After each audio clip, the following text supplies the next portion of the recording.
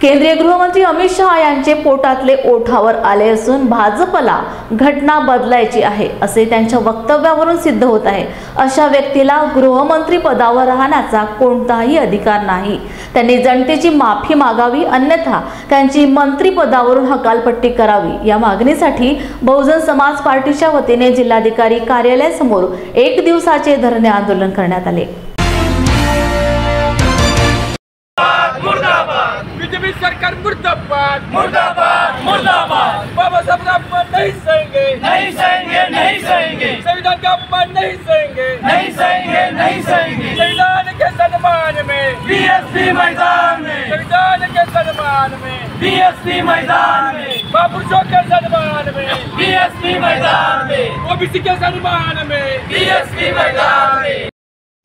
अशा प्रकारच्या प्रवृत्ती समाजातून जाणं गरजेचं आहे। लोकांनी त्यांना नाकारणं गरजेचं आहे। परभणीमध्ये जी घटना घडलेली आहे त्या संदर्भामध्ये ज्या युवकाचा बळी गेलेला आहे त्याला न्याय मिळवणं गरजेचं आहे, कारण इथल्या प्रशासनाचं पण ती जबाबदारी आहे। कारण ह्या प्रशासनाने जर हे प्रशासन म्हणत असेल की आम्ही खरोखर आंबेडकरवादी आहोत, फुलेवादी आहोत, शाहवादी आहोत, तर या लोकांनी खऱ्या अर्थानं बहुजन समाजाला न्याय मिळवून देण्याचं काम केलं पाहिजे। निव्वळ इलेक्शनच्या काळामध्ये बाबासाहेबांचे फोटो घेऊन फक्त पुढे येऊन फक्त मतं मागण्यासाठी ह्या लोकांनी बाबासाहेबांचा वापर केला जाऊ नये।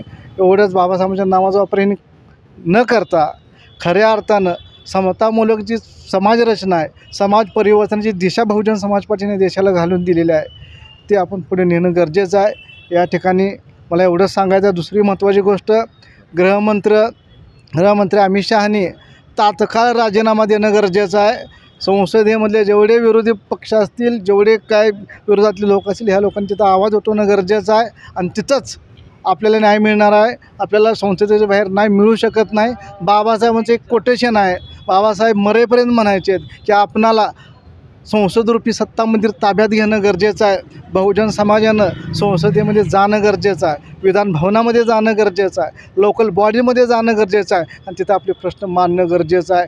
तरच खऱ्या अर्थानं आपल्याला काय होईल, इथं न्याय मिळेल।